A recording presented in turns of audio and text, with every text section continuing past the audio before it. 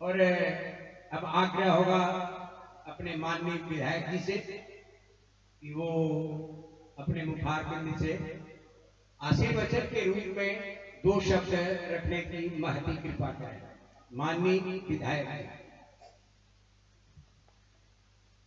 जहाँ मानस पुत्र का प्रवचन हो, जिसके जीवन में सरस्वती वास कर रहा हो, हम आशीर्वाद क्या दें, हम उनसे आशीर्वाद लें ताकि हमसे भी जो भाषा निकले वो भी एक अमृत हो, लोगों का कल्याण हो। हमारे गोविंदपुर गांव के बड़े सम्मानित हमारे आदरणीय यहाँ के सभी भाइयों और बहनों, हमारे छोटे भाई जयराम विप्लव जी आज के जमाने के बड़े सुलझे समझे राजनीतिज्ञ, और आपने हाल में भी बहुत सारी बातों के बारे में सुना होगा। हम लोग को गर्व होती है, खुशी होती है कि हमारे पीछे जो पीढ़ी चल रही है एक मजबूत पीढ़ी चल रही है। आज का दिन कोई राजनीतिक मंच नहीं है, आज का दिन इतना बढ़िया शुभ दिन है।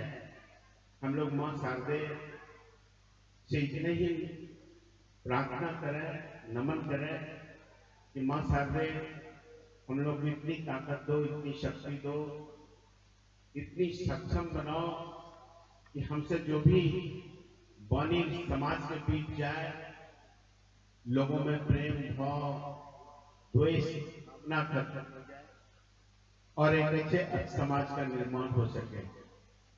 बड़े ही शुभ दिन में राम की कथा यहाँ पे सुनाई जा रही है। बहुत सारी चीज है राम कथा से हम लोगों को शिक्षा लेने का, उपदेश लेने का। ये वक्त हम लोग के भाषण का नहीं है, हमारी भाषण तो आप सुनते ही रहते हैं और सुनेंगे। आज मुझे खास करके जब कहा गया कि यहाँ पे आना, मुझे बड़ा खुशी हुआ। प्रोग्राम थोड़ी व्यस्तता थी मेरी, थोड़ी विलंब हुई, जिसके लिए हम आप तमाम लोगों से क्षमा प्रार्थी हैं। और शारदे के वाणी से जो आज निकलने वाली है, एक मृदु भाषा, एक ज्ञान के भंडार से जो ज्ञान आज समाज के बीच जाएगा, हमें उनको भी सोचना है, उनके बारे में भी सोचना है और वो ज्ञान कहाँ तक प्रकाशित समाज में, उस पर भी हम लोगों को ध्यान देना है। ये वक्त ज्यादा समय लेने का नहीं है। हम तमाम जितने भी कार्यकर्ता, जितने भी लोग इस बड़े प्रोग्राम को ऑर्गेनाइज कर रहे हैं, मेरी पूरी शुभकामनाएं हैं और उन्हें धन्यवाद क्या दें। हम लोग माँ शारदे के सामने सर झुका के नमन करें कि माँ शारदे पूरे समाज पे इतनी आशीर्वाद बरसाओ कि हम लोग सुखी, संपन्न और समृद्ध हों। बहुत बहुत धन्यवाद, बहुत बहुत धन्यवाद।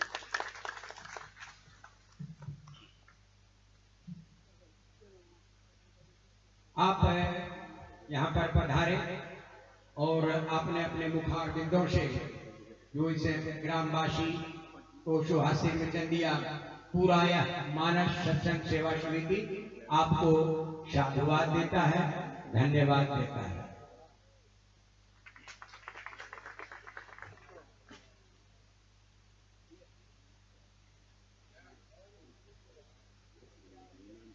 आप लोग अपना काम कर लें, फिर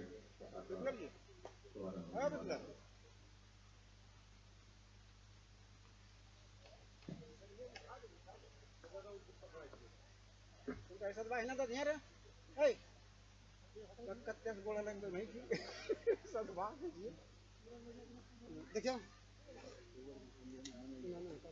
आप लोग अपना अपना स्थान ले लें, इन्हें कथा का प्रारंभ होने जा रहा है।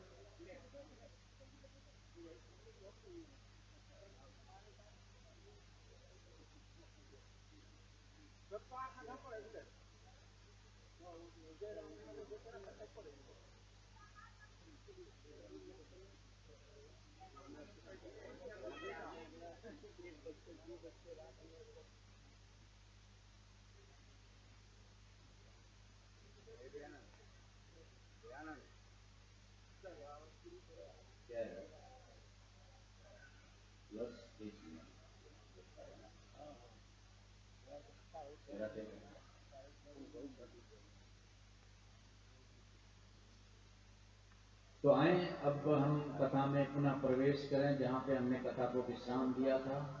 और भाव ये था कि ये जो मन है ये हमारा सबसे बड़ा दुश्मन है, जो हमारे शरीर को आत्मा से जुड़ने नहीं देता है। तो इसको मन का निग्रह हम योग के द्वारा कर सकते हैं। और उस योग में हनुमान चालीसा के एक एक पंक्ति को, एक एक दोहे को सांस के द्वारा हम अंदर लेके जाएंगे और सांस के द्वारा हम बाहर निकालेंगे। अभी हम हनुमान जी महाराज के बारे में कुछ बातें कर लें, फिर हम अपने वाणी को ध्यान देंगे, क्योंकि मैंने जो बात की थी कि आज सत्र विलंब हो चुका है और दूसरे कथावाचक भी हैं जो अपने कथा का संबोधन करेंगे आप लोगों से। तो देखें हनुमान का शाब्दिक अर्थ क्या है और तात्विक अर्थ क्या है, क्योंकि हनुमान के माध्यम से ही हम योग करेंगे, हनुमान के माध्यम से ही हम इस देह की यात्रा को सफलपूर्वक पूर्ण करेंगे, हनुमान के माध्यम से ही हम भक्ति रूपी सीता की खोज कर पाएंगे। तो हनुमान का मतलब बहुत ही सीधा सीधा है, हनु और मान। हनु और मान, मान मतलब होता है अभिमान और हनु मतलब होता है दमन करने वाला। जो अभिमान का दमन करे वही हनुमान है। हनुमान एक तत्व है, हनुमान कोई नाम नहीं है। हनुमान का एक और अर्थ है ह-नु-मा-न, ये चार शब्द से हनुमान बना है। ह का मतलब होता है हर, हर मतलब होता है हमारे शंकर जी महाराज। तो ह मतलब हर, हर मतलब शंकर जी। तो हनुमान का पहला शब्द जो है वो शंकर जी के लिए है, यानी कि शंकर जी के विशेष अंग हनुमान जी। नु मतलब अनुकरणीय वंदनीय, जो अनुकरणीय वंदनीय हो वो हनुमान है। माँ मतलब साक्षात विष्णु और उनकी पत्नी, वो माँ है। और न जो अंतिम का न है वो संघर्षशील शक्तिशाली जो है वो न है। तो ये चार गुण जिसमें है वो हनुमान है। तीसरा अर्थ हनुमान का हा मतलब हाँ, हाँ मतलब क्या, जो अच्छे कार्य हो, जो राम का काज हो उसके लिए हमेशा हाँ जो करे वो हनुमान है। नु मतलब नहीं, जो गलत कार्य हो, जो आध्यात्मिक कार्य में बाधा डालता हो उसके लिए नहीं, जो करे वो हनुमान है। मां मतलब मर्यादित, जो व्यक्ति अपने जीवन में, पारिवारिक जीवन में, सामाजिक जीवन में मर्यादित है वो हनुमान है। और अंतिम शब्द ना मतलब नम्रता, जिसके जीवन में नम्रता है वो हनुमान है। तो हनुमान आप ऐसा ना समझें कि वो बंदर है वो हनुमान है, नहीं। हनुमान एक तत्व है जो हमारे शरीर को, हमारे मन को, हमारी आत्मा को शुद्ध करती है।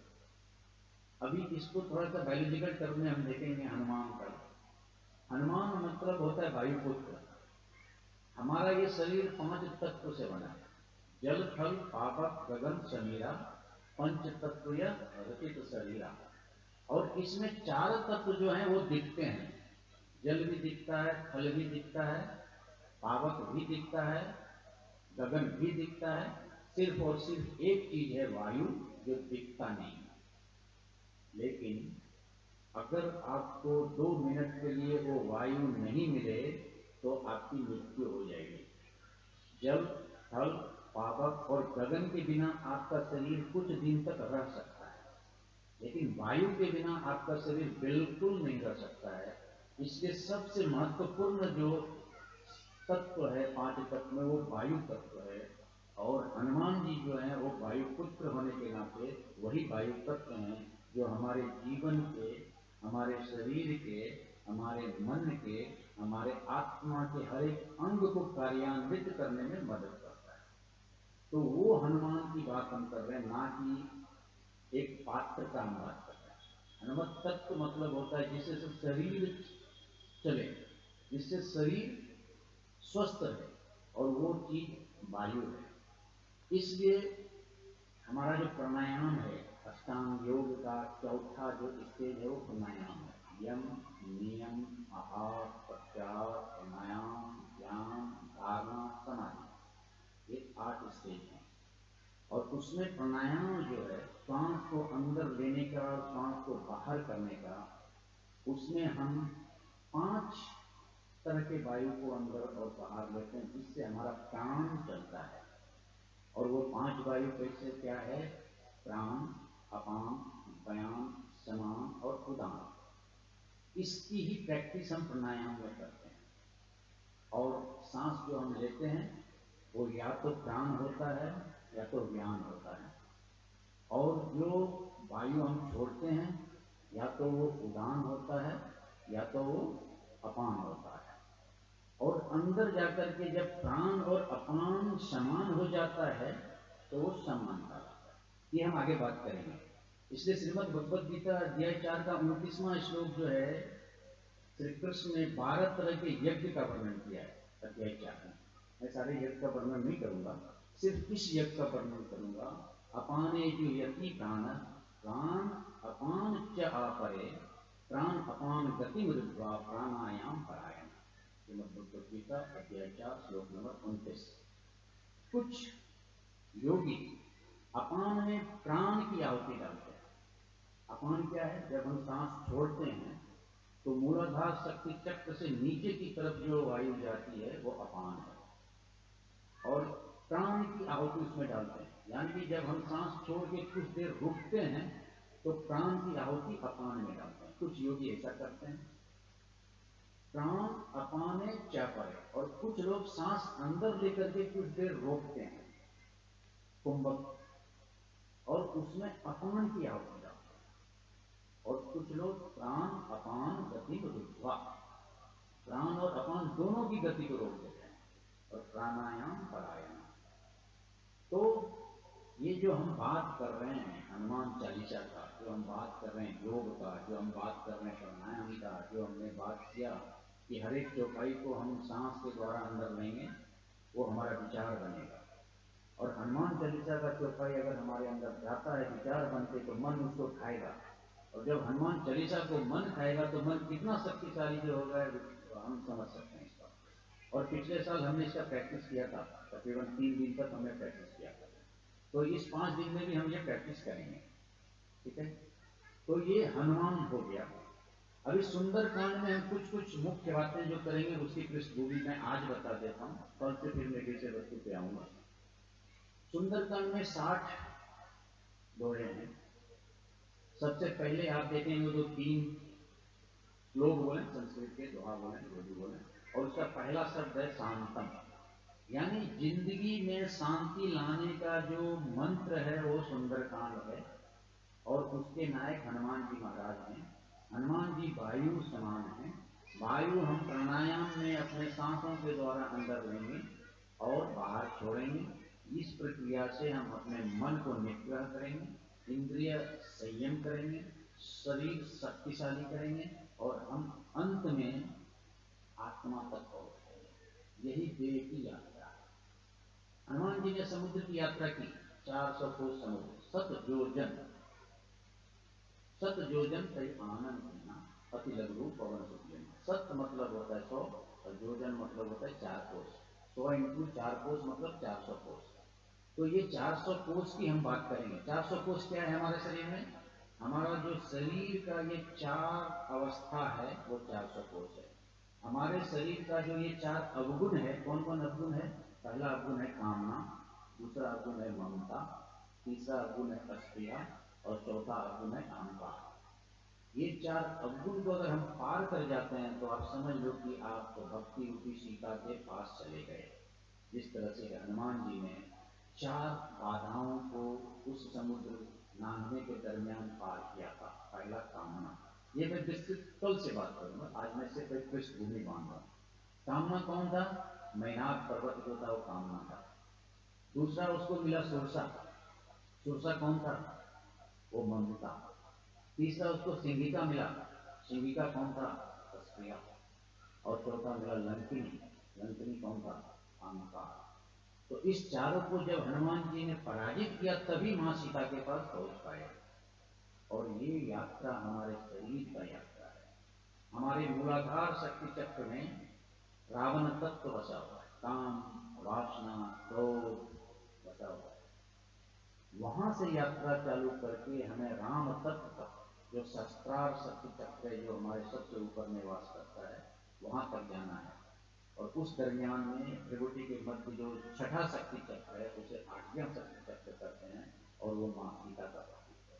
तो मां सीता का खोज हनुमत तत्व के द्वारा इस शरीर के अंदर करने का ये मतलब है कि हम अपने शरीर के अंदर, हम अपने मन के अंदर जो काम, क्रोध, लोभ, मोह, मद, मत्सर, राग, द्वेष, अहंकार, ईर्ष्या, तृष्णा रूपी रजनीचर राक्षस बसे हुए हैं, और हमारे हृदय में मां सीता, भक्ति रूपी सीता कैद बना ली गई है रावण के द्वारा। रावण मोह का प्रतीक। तो हम हनुमत तत्व के द्वारा उस सारे रजनीचर को मार के, उस सारे राक्षस को मार के, भट्ट, सुभट्ट, महाभट्ट सबको मार के मां सीता को मोह रूपी रावण से छुड़ा करके फिर वापस राम के पास जाने, यही यात्रा देव की यात्रा है, जो मूलाधार शक्ति तक से चालू होकर शस्त्रार शक्ति चक्र तक यात्रा है। और इस यात्रा को सुंदरकांड के माध्यम से हम करेंगे। तो सुंदरकांड में या तो पूरे रामचरितमानस में, किष्किंधा कांड और सुंदरकांड में हनुमान जी 3 पहाड़ों पे चढ़े हैं, जिसकी बात हम आज तो नहीं होगा, कल करेंगे। पहला पहाड़ विश्वासरूपी पहाड़ पर चढ़ा किष्किंधा कांड में, जब सभी बंदर को प्यास लगी थी तो हनुमान जी पहले पहाड़ पर चढ़ के एक गुफा को देखा जहाँ पे पानी था, और वहां पे उसकी मुलाकात स्वयं प्रभा से हुई थी। ये कल बात है। उसके बाद स्वयं प्रभा ने जब बताया कि आप सागर के तट पे जाओ, जटायु का भाई है वो आपको मदद करेगा, सागर तट पे आया, जटायु के भाई ने उसे बताया कि सीता लंका में अशोक वाटिका में है, तो इस समुद्र को जो पार करेगा वो सीता को पाएगा, मैं तो बूढ़ा हूं, मैं जा नहीं सकता हूँ। फिर ये बात होती है, अंगद बोलता है मैं तो जा सकता हूँ लेकिन लौट के नहीं आ सकता हूँ, और कुछ लोग कुछ बोलते हैं, तो हनुमान जी चलते हैं, और जब चलते हैं तो एक दूसरे पहाड़ पर चढ़ते हैं। सिंधु तीर एक भूतर सुंदर कौटिक फूल चढ़ा था ऊपर, ये दूसरा पहाड़ है, और ये विचार का पहाड़ है। विचार मतलब तर्क ज्ञान का पहाड़, भक्ति का पहाड़। और जब पार कर गए तो तीसरे पहाड़ पर हनुमान जी चढ़ते हैं, जब लंका को देखते हैं। गिर पर चढ़ी लंका कहीं देखी, कहीं न जाए अति दुर्ग विषय। ये तीसरा पहाड़ जो वैराग्य का पहाड़ है। तो ये 3 पहाड़ पे हनुमान जी ने चढ़ के सीता खोज किया है। यही पहाड़ पे हमको भी चढ़ना है। पहला विश्वास का पहाड़, दूसरा विचार का पहाड़, और तीसरा वैराग्य का पहाड़। ये हम कल बात करेंगे। सुंदरकांड में 8 बार सुंदर शब्द आया है। जब हम सुंदरकांड की बात करेंगे तो कहाँ कहाँ आया है और उसका क्या आध्यात्मिक मीनिंग है, शाब्दिक मीनिंग नहीं, आध्यात्मिक मीनिंग, उसका बात करेंगे। सुंदरकांड में 3 बार अमोघ शब्द आया है। उस 3 अमोघ का क्या तात्विक अर्थ है? पहला अमोघ, जब हनुमान जी चलते हैं, 3 अमोघ रघुपति रवाना भाई चले हनुमान, ये कर्म का प्रतीक है हनुमान। और दूसरा अमोघ, जब सीता से उन्हें भक्ति मिल जाती है, आशीष, आशीष तब अमोघ विद्या, ये दूसरा अमोघ भक्ति का प्रतीक है। और तीसरा अमोघ, जब राम ने विभीषण को वरदान दिया कि मोह दर्श अमोघ जगमा, तो ये तीसरा अमोघ ज्ञान का प्रतीक है। इससे हम बात करेंगे। जब हम सुंदरकांड में चलेंगे तो क्योंकि ये सफलता का कांड है, इसलिए सफलता के लिए क्या करना चाहिए, 6 बात पे हम बात करेंगे। और ये पूरे सुंदरकांड 5 दिन का जो हमारा यात्रा, देश का यात्रा होगा, ये 6 विषय पे हम बात करेंगे। पहला विषय हमारा होगा क्षत्रियता, दूसरा सजगता, तीसरा समर्थता, चौथा संग्रामता, पांचवा संवेदनशीलता और छठा समर्पणता। इसके हम बात करेंगे। तो चूंकि अब समय मेरा बहुत हो गया है, अभी मैं अपनी वाणी को विराम देने के पहले थोड़ा सा योग में हम लोग चलेंगे और हनुमान चालीसा का पहला 2 चौपाई हम लेंगे और आप सभी आंख बंद करके उसे मूलाधार शक्ति चक्र पे सांस के द्वारा अंदर लेंगे और सांस के द्वारा बाहर करेंगे। और तीसरा चौपाई को भी हम लेंगे, महावीर विक्रम बजरंगी निवास के संग, और उसे आप स्वाधिष्ठान शक्ति चक्र पे रखेंगे। तो चूंकि समय की मर्यादा है इसलिए हमें ये अपना संवाद अभी समाप्त करना पड़ेगा। 6:05 हो गया है, 6:10 तक हम इसको बंद करेंगे। तो मुरारी उनको आप लेके आए। चलिए अभी हम आज एक आंतरिक यात्रा पे चलते हैं, आत्मिक स्थिति से अवगत होते हैं, शरीर से ऊपर उठते हैं। मैं आप लोग सभी बिल्कुल रिलैक्स हो जाएं, अपने सारे शरीर के हिस्से को बिल्कुल रिलैक्स कर लें, रीढ़ की हड्डी बिल्कुल सीधा कर लें। आंख बंद करके मैं जो हनुमान चालीसा का पंक्ति पढ़ूं उसको आप मानसिक रूप से याद करें। हर एक पंक्ति को आप सांस के द्वारा गंभीर सांस को लें, बहुत गहरे सांस को लें, उसे नाभि तक लेके जाएं। फिर दूसरे श्लोक में उस नाभि से बाहर निकालें जो मैंने प्राणापान की बात की थी। आप एक शक्तिशाली आत्मा, अजर अमर अविनाशी, इस शरीर को चलाने वाली एक चैतन्य सत्ता, प्रकृति के मध्य एक चमकता हुआ सितारा, आप उस परम पिता परमात्मा के परम संतान में, आपका शरीर एक वस्त्र है, आपकी आत्मा अजर है, आत्मा सत्य है, शरीर असत्य है। अब हम हनुमान चालीसा के पहले श्लोक से मूलाधार शक्ति चक्र पड़े हुए शक्ति को ऊपर उठाते हैं। जय हनुमान ज्ञान गुण सागर, जय कपीश तिलोक उजागर, रामदूत अतुलित बल धामा, अंजनी पुत्र पवन नामा, महावीर विक्रम बजरंगी सुमति निवार सुमति संगी, कंचन वरन विराज सुरेशा, कानन कुंडल कुंचिकेशा, हाथ वज्र और ध्वजा विराजे, कांधे मूंज जनेऊ साजे, शंकर सुमन केसरी नंदन, तेज प्रताप महाजगवंदन, विद्यावान गुणी जातुर, राम काज सर्वे को आतुर। यहाँ तक हम 8 चौपाई पढ़ लिए। अब तीसरा चौपाई को आप गहरी सांसों के द्वारा अंदर लेके जाएं और अपने स्वाधिष्ठान शक्ति चक्र पे अथवा तो आज्ञा शक्ति चक्र नाभि पे रखें। महावीर विक्रम बजरंगी सुमति निवार सुमति संगी, महावीर विक्रम बजरंगी सुमति निवार सुमति संगी। और धीरे धीरे आप देखेंगे कि आप हनुमत तत्व से लबारेज हो गए हैं। आपका रोम रोम हनुमत तत्व से बढ़ गया है, आप महावीर बन गए हैं। आपके शरीर का एक एक हिस्सा उस हनुमत तत्व से भरपूर बजरंगी बन गया है। शरीर का सारा हिस्सा मजबूत हो गया और हमारी शक्तियाँ मूलाधार शक्ति चक्र और स्वाधिष्ठान शक्ति चक्र से ऊपर उठ करके मणिपुर शक्ति चक्र जो नाभि पे स्थित है वहाँ पहुँच गई है।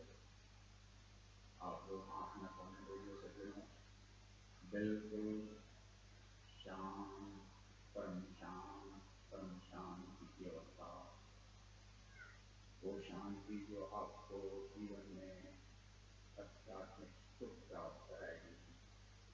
बिल्कुल आकाश की तरह शांत, बिल्कुल सागर की तरह शांत। कौन संभाल है पीछे, कौन आगे, आप बिल्कुल अकेले, आप जो आए थे अब वो आप नहीं हैं। आप शारीरिक अवस्था से ऊपर उठ के मानसिक अवस्था से ऊपर उठ के आत्मिक अवस्था में आ गए हैं। बिल्कुल चमकता हुआ सितारा, बिल्कुल प्रकाशमान आप अपने को देख रहे हैं। हमारे हनुमान जी महाराज आपके शरीर के, आपके मन के, आपके बुद्धि के, आपके आत्मा के बिल्कुल पास बैठा हुआ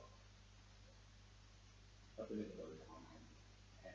आपके संतुलन किसान वाहन सकल ज्ञान ज्ञान नाम रघुपति की बिल्कुल आत्मा समय देते हुए दिनों अभी आप महसूस करेंगे कि आप जो थे अब वो आप नहीं हैं।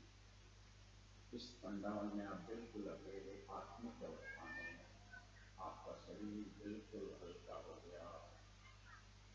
अब धीरे धीरे हनुमान जी महाराज आपके पलकों को खोलेंगे, बिल्कुल भारी पलक को हनुमान जी अपने हाथों से खोलेंगे और आप धीरे धीरे अपने हाथों को खोलें, धीरे धीरे अपने पलकों को खोलें और अपने दोनों हाथों से प्राप्त की हुई ऊर्जा को अपने हाथों से लगाएं और प्राप्त की हुई ऊर्जा को शरीर के सारे अंगों में लगाएं। शरीर के सारे अंग को आप बहुत ही मजबूत, बहुत ही ताकतवर महसूस करें और आए मेरे साथ इस श्लोक का अगर आप उच्चारण कर सकते हैं तो ओम पूर्णमद पूर्णमिदं पूर्णात् पूर्णमुदच्यते पूर्णस्य पूर्णमादाय पूर्णमेवावशिष्यते। ओम शांति, ओम शांति, ओम शांति। धन्यवाद।